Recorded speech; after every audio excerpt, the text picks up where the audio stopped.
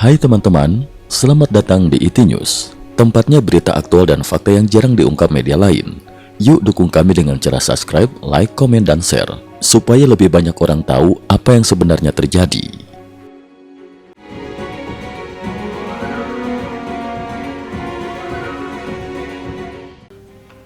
Salam pemirsa, 16 April 2026.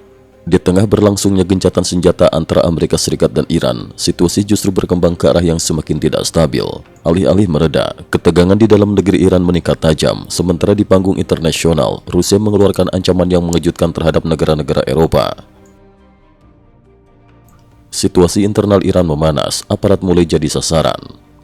Pada 15 April 2026, laporan dari media oposisi Independent Sentinel mengungkapkan peristiwa mengejutkan di ibu kota Iran. Seorang pemimpin milisi Basij di distrik 18 Teheran, Sir Mohammadian, dilaporkan tewas setelah diserang secara brutal oleh kelompok bertopeng di wilayah pinggiran kota. Serangan terjadi pada malam hari dan hingga kini belum ada pihak yang mengaku bertanggung jawab. Namun, pola serangan tersebut dinilai tidak mencerminkan operasi intelijen luar seperti Mossad, melainkan mengindikasikan munculnya perlawanan langsung dari warga Iran sendiri. Kematian Mohammadian segera menyebar luas di media sosial dan memicu efek psikologis yang besar di kalangan aparat keamanan. Ia dikenal sebagai tokoh yang aktif dalam tindakan represif terhadap masyarakat, termasuk dugaan keterlibatan dalam penembakan demonstran pada Januari 2026 yang menewaskan sedikitnya 10 orang. Selain itu, dalam beberapa tahun terakhir, ia disebut-sebut memimpin berbagai aksi penangkapan dan kekerasan terhadap pengunjuk rasa. Insiden ini memperkuat dugaan bahwa kemarahan publik kini mulai berbalik menyerang aparat yang selama ini menjadi alat penindasan negara. Rusia naikkan eskalasi, perusahaan Eropa masuk daftar target. Sementara itu, dinamika konflik di Timur Tengah turut memicu reaksi keras dari Rusia. Pada 14 April 2026, Dewan Keamanan Rusia menyatakan kekhawatiran bahwa Amerika Serikat dan Iran mungkin memanfaatkan gencatan senjata sebagai strategi untuk mempersiapkan operasi militer darat terhadap Iran. Laporan kantor berita TISS menyebutkan bahwa Amerika Serikat telah mengerahkan sekitar 500 pesawat militer ke kawasan Timur Tengah, dengan lebih dari separuhnya berperan dalam misi serangan. Selain itu, lebih dari 20 kapal perang juga telah ditempatkan dan penguatan militer masih terus berlangsung.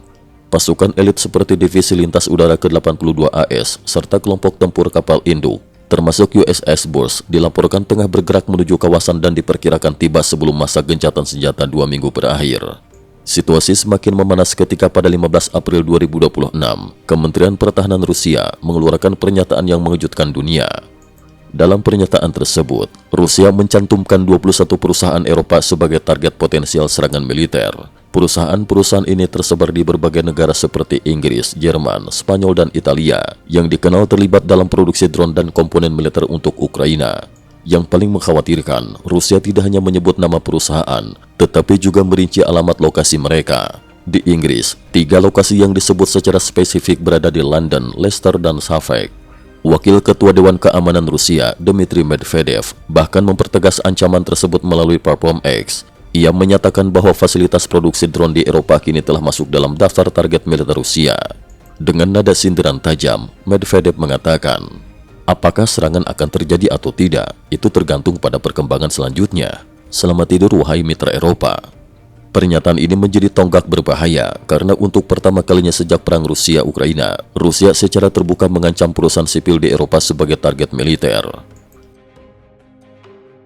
Ketegangan NATO meningkat, Eropa dituding lemah. Ketegangan global semakin diperparah oleh dinamika hubungan di dalam NATO.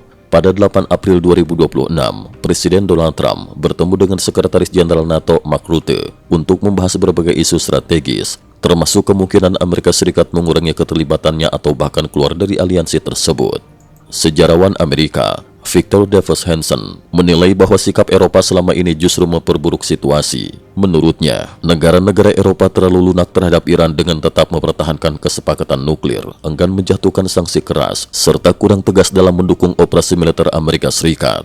Selain itu, ketergantungan Eropa terhadap energi Rusia dinilai membuat posisi mereka semakin lemah di mata Moskow. Kondisi ini disebut-sebut menjadi salah satu alasan mengapa Rusia kini berani mengambil langkah yang lebih agresif. Dunia di persimpangan berbahaya. Perkembangan dalam beberapa hari terakhir menunjukkan bahwa gencatan senjata bukanlah tanda berakhirnya konflik, melainkan justru membuka babak baru yang lebih kompleks. Di satu sisi, Iran menghadapi tekanan internal yang semakin kuat dari rakyatnya sendiri. Di sisi lain, kekuatan global seperti Amerika Serikat, Rusia, dan negara-negara Eropa semakin terlibat dalam permainan geopolitik yang berisiko tinggi. Jika tidak dikelola dengan hati-hati, situasi ini berpotensi berkembang menjadi konflik yang jauh lebih luas, bahkan melibatkan lebih banyak negara dalam skala global. Cukup sekian dulu, terima kasih atas perhatiannya. IT News juga memiliki channel di platform kancing.com. Mohon kunjungan dan bantu subscribe agar bisa mengikuti perkembangan dunia tanpa batas. Terima kasih. Link kancing ada di dalam description.